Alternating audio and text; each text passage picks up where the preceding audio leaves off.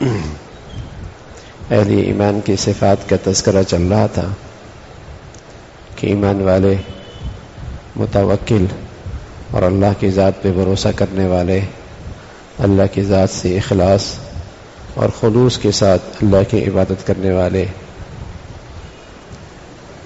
اسی طرح اللہ اہل ایمان کی خوبی ہے کہ وہ امانت دار، دیانت دار، سچائی، یہ بھی ان کا شعار ہوتا ہے. ایمان والا امین ہوتا ہے، صادق ہوتا ہے. مسلمان جھوٹ کا عادی نہیں ہو سکتا، مسلمان خائن نہیں ہوتا. رسول اللہ صلی اللہ علیہ وسلم فرمایا کرتے تھے لا ایمان لمن لا امانت لہ، جہاں امانت نہیں وہاں ایمان بھی نہیں. ولا دین لمن لا عہد لہ، جسے اپنے عہد کا پاس نہیں وہاں دین نہیں ہے. فرمایا جھوٹا اور جھوٹ کی عادت یہ منافق کی خصلت ہے. خائن ایمان والا نہیں ہو سکتا.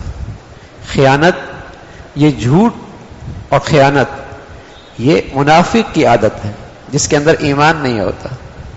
اللہ حفاظت فرمائے اگر کسی صاحب ایمان میں ہے تو سمجھ لے کہ اس کے اندر ایمان کمزور ہے اور منافق کی عادت اس کے اندر ہے.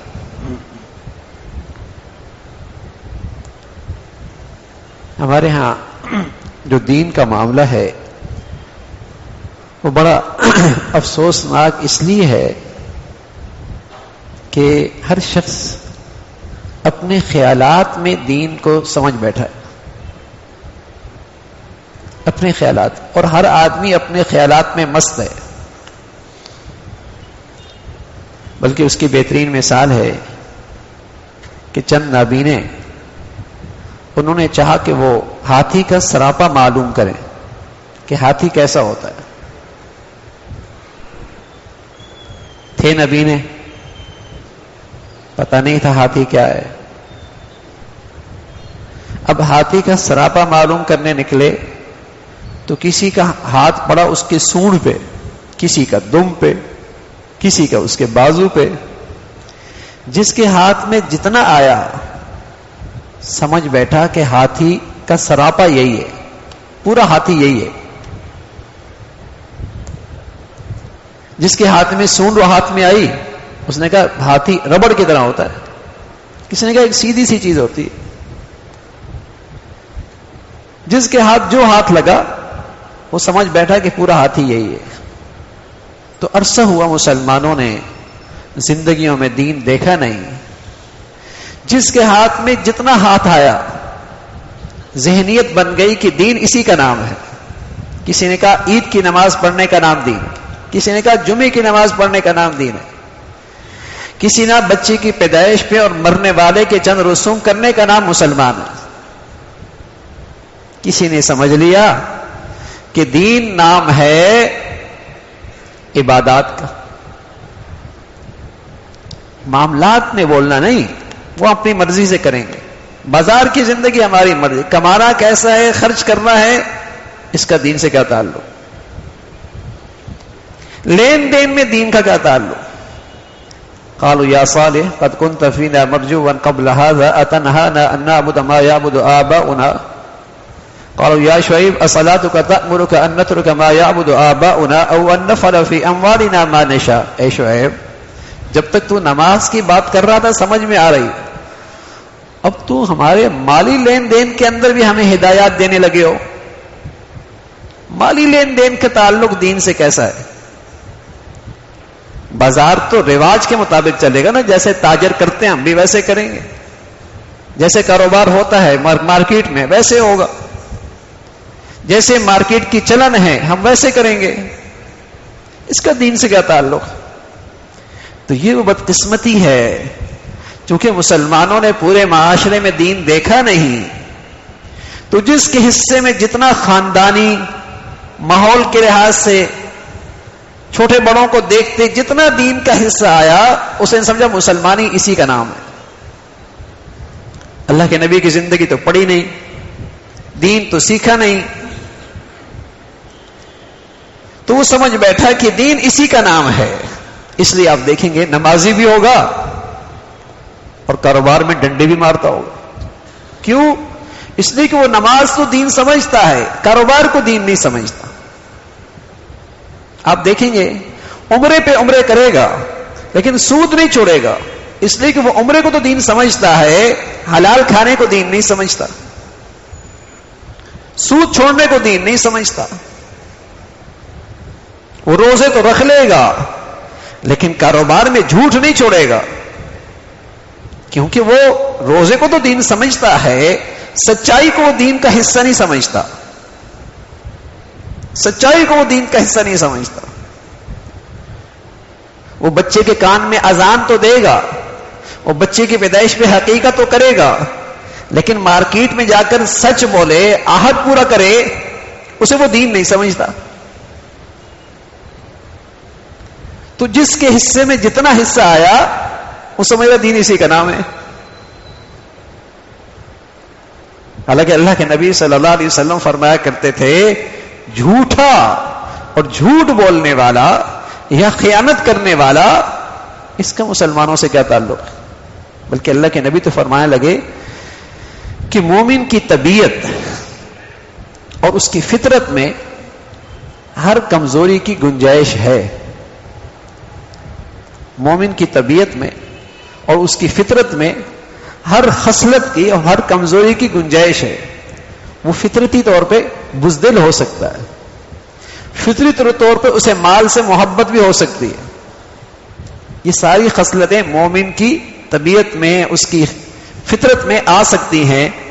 لیکن فرمایا خیانت اور جھوٹ ایک ایسی چیز ہے مومن کی فطرت اسے قبول نہیں کرتی. اللہ اکبر.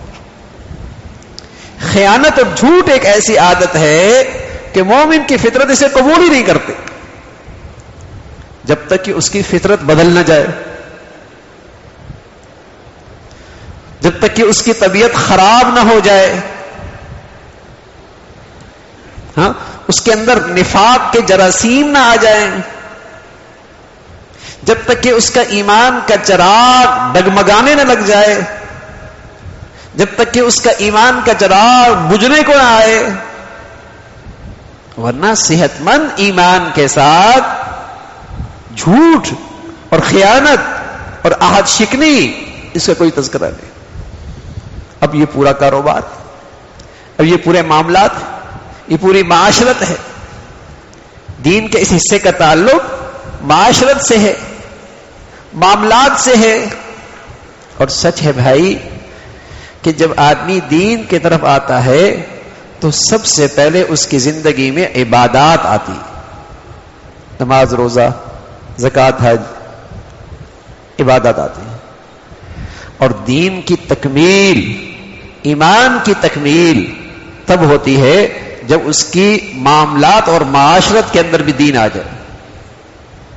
اور جب دین کمزور ہونے کو نکلتا ہے, جب اس کی زندگی سے دین نکلنے لگتا ہے, تو سب سے پہلے معاملات کا دین نکلتا ہے, معاشرت کا دین نکلتا ہے, اور سب سے آخر میں عبادت کا دین نکلتا ہے. اس لیے کہ جب عبادت کا دین نکل گیا, ہاں, تو پھر اللہ کے نبی فرما رہے من ترک الصلاۃ متعمدا فقد کفر. یہ تو گویا کہ پھر کافر ہی ہو گیا. تو جب دین نکلنے لگتا ہے تو سب سے آخر میں عبادت نکلتی. آپ دیکھیں گے روزہ رکھ رہا ہوگا, سود بھی لے رہا ہوگا, عمرہ کر رہا ہوگا, سود بھی لے رہا ہوگا, کاروبار بھی سود پہ ہوگا, خائن بھی ہوگا, کاروبار شریعت کے خلاف بھی ہوگا, روزہ بھی رکھ رہا ہوگا. تو کمال ایمان, صحت مند دین وہ ہوتا ہے جب اس کے معاملات کے اندر بھی اور اس کے معاشرت کے اندر بھی ایمان نظر آئے. اور وہ ایمان کیا ہے؟ سچائی. وہ ایمان کیا ہے؟ دیانت. وہ ایمان کیا ہے؟ امانت. تو اس سے اندازہ ہوگا کہ دین اللہ کی کتنی بڑی رحمت ہے. اگر یہ زندگیوں میں آ جائے تو دنیا کتنی خوبصورت ہو جائے اور دنیا کتنی بھروسے والی ہو جائے. دین کتنی بڑھیا چیز ہے، اگر یہ زندگیوں میں آ جائے تو زندگی کتنی خوبصورت ہو جائے اور دنیا کتنی بھروسے والی ہو جائے. دین نکلا، آج کسی پہ بھروسہ نہیں کر سکتے. کس پہ کرے میاں؟ کس پہ کرے؟ آج کسی پہ اعتماد نہیں کر سکتے. دین کا نکلنا اتنی بڑی مصیبت ہے کہ کسی پہ بھروسہ نہیں رہا، اعتماد نہیں رہا. اور دین بڑی اتنی بڑی نعمت ہے، جب یہ آتا ہے دنیا خوبصورت ہو جاتی ہے. پہلے مسلمانوں پہ لوگ آنکھیں بند کر کے اعتماد کرتے تھے. مسلمان ہیں، مسلمان کا کیا تعلق خیانت سے اور جھوٹ سے؟ مسلمان کی شان ہی یہی تھی، مسلمان کی شان ہی یہی تھی کہ وہ جھوٹ کا عادی نہیں ہو سکتا، خیانت نہیں کر سکتا.